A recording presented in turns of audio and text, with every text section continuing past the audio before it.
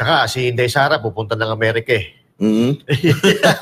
Totoo ba yan? Totoo ba yan? Kung totoo yan, napupunta si Inday Sara doon, ako po, mas lalo na silang mababaliw niyan. Mababaliw eh, no? Oo, Diyos Pero, mio. Kailan ba alis si BP Sara doon? Ay, naku, hindi natin alam. Hindi, baka sakaling kung magkaroon tayo ng SONA dito, malay mo, dito siya umatin. Dito, no? Di ba?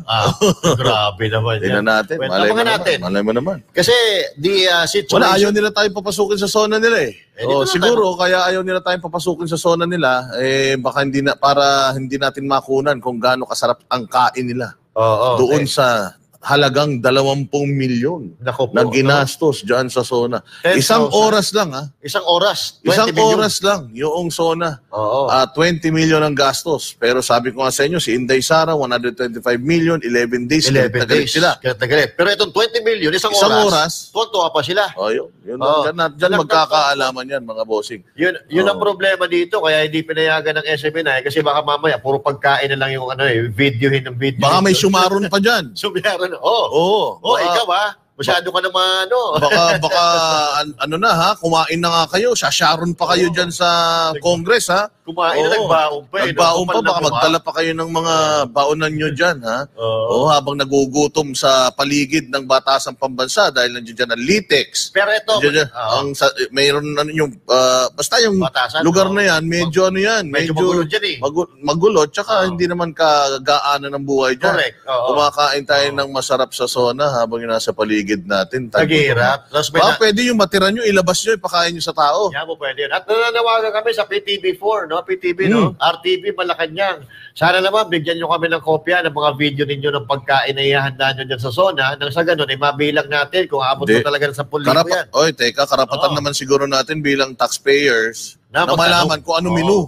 Kung ano menu. Wala mo man lang kung ano menu, at least man lang, kami, makapag-imagine man lang kami, ito, ang sarap naman nun. Ang sarap, di ba? Siyempre, pinaghirapan din namin buwis na yan eh. Totoo ba yun na Shangri-La yung nanalo sa bidding ng gagawa ng pagkain? Kung sakali, masarap nga yun. Masarap. Mahal naman talaga si Shangri-La. Kaya lang, may nakita ko doon, lugi pa daw sila doon sa 20 million. Lugi pa? Oo, mag-aabono pa daw sila. Walang niya, matindi talaga, ha? Ang lupit nyo, ha? Mag-abono pa kayo. Kung kikiam lang, tsaka squid ball, ang dami yan. Kikiam, squid ball. At saka ba't hindi kayo magsikain sa bahay nyo? Kumain muna kayo sa bahay nyo, baka kayo magpunta ron. O kaya, mag-potluck kayo.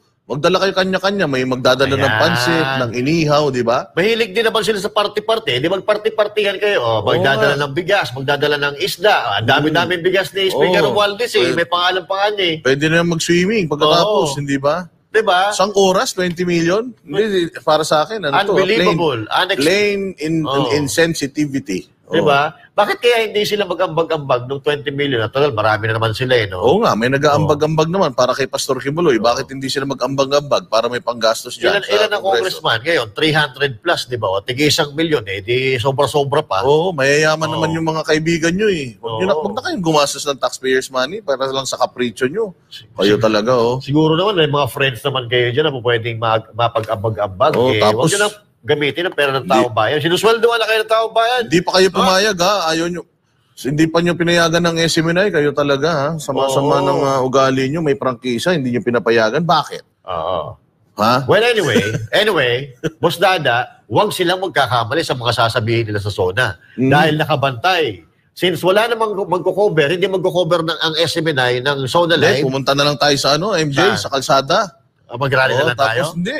Tanungin natin yung mga tao. Kung? Mag-kalye survey na lang tayo. Tanungin natin kung masaya ba sila o anong masasabi nila sa SONA. Oy, sayang kutis natin. Baka itim tayo doon. Wala nang iitim to. Pero kahit may itim ka, yung kutis mo, pino. Parang tsokolate hindi magaspang ang mukha. Hindi magaspang. Kasi ang tabi ngayon, magaspang na ang mukha. Magaspang na nga, makapal pa. Antindi. Pero hindi ko alam eh. No? Pwede, sana yun na lang, yung matira nyo dyan, huwag nyo itatapon, pamigay nyo sa labas ng Batasang Pambansa para at least man lang. Hindi man kami makakain, yung iba makakain man lang. Actually, dapat steak yan, sigurado. Sigurado may steak yan, yung mga caviar. Diba? Tsaka baka kumuha kayo ng madami kasi sa mga anli-anli, ikaw na nagbabayad ng kinakain mo, pagka may sobra, babayaran mo.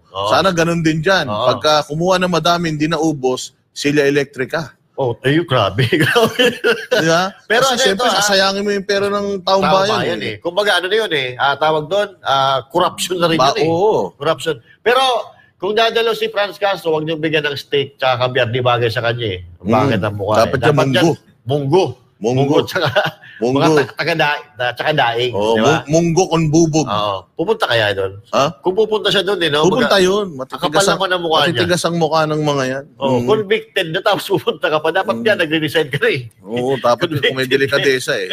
Naman natin kung nagano sa kanila. Final message. Nag-final message na kami. Kita-kita po tayo ulit mga bandateras dito lang sa SMNI Pagtawa Palapakan. Pag malibanatan, ako po si Boss Dada. At ako naman po, si Master Judea. Para sa Diyos at Pilipinas nating mahal. Bye-bye!